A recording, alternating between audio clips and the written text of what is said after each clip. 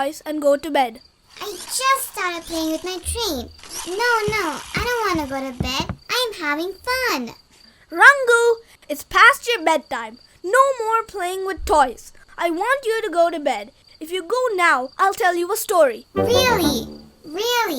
You tell me a story. Wow, I love it. I am all set to go to bed. This is gonna be an interesting story.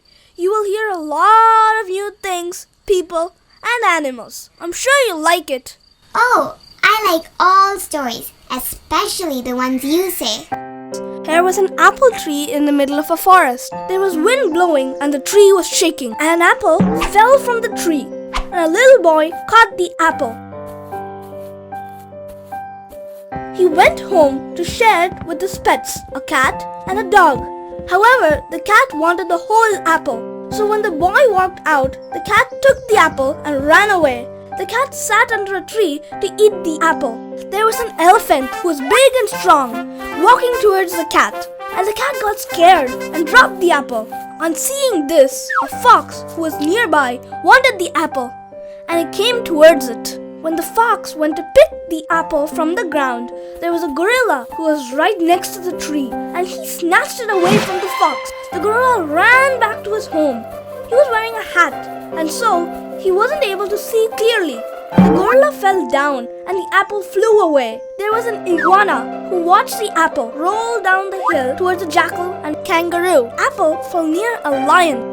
Since the lion was asleep, a monkey spotted the apple and scooped it from the floor, swung to a tree branch and spotted a nest. There was an owl whose house was below the nest. The owl wondered if it can make a pie out of the apple, but it realized it needed more apples to do so. Just then, the owl's friend, Queen Bee, came around.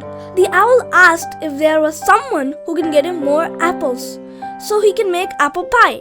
The Queen Bee said that she can ask all her friends to get more apples. The Queen Bee told her friends, a rabbit and a squirrel. Realizing that they may get some apple pie, they decided to help. They went by train to see their uncle, who said he is too busy gathering wildflowers and some wood carried in a box. He said that there is a strong yak.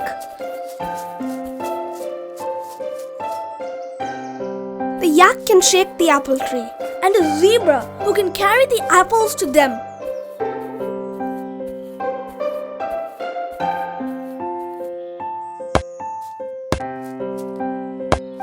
So finally the yak and zebra got the apples.